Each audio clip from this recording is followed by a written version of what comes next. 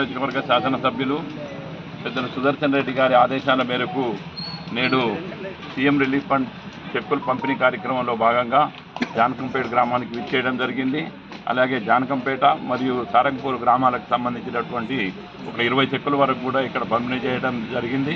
తదనంతరం మిగతా మండలంలోని గ్రామాలన్నింటికి కూడా ఎడపల్లి మండలం ఎంపీడీఓ ఆఫీస్లో పంపడం జరుగుతూ ఉంది. నేటి లగాయతు ప్రతి సీఎం రిలీఫ్ ఫండ్ కానివ్వండి, కళ్యాణ్ లక్ష్మి చెక్కులు కానివ్వండి, షాదీ ముబారక్ చెక్కులు కానివ్వండి, గత 10 సంవత్సరాల కాలంలో ప్రతి దానికి లంచాలు.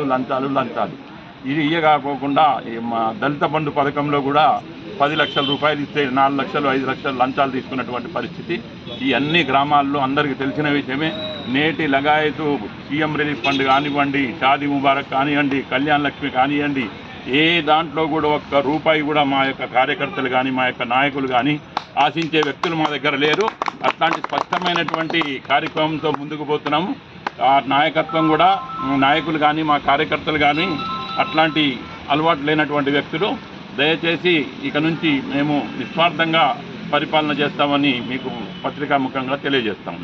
తాను సీఎం రిలీఫ్ ఫండ్లో మొత్తం టోటల్ నియోజకవర్గానికి 1,19,53,000 రిలీజ్ చేయడం జరిగింది. 500 రూపాయలు రిలీజ్ చేయడం జరిగింది.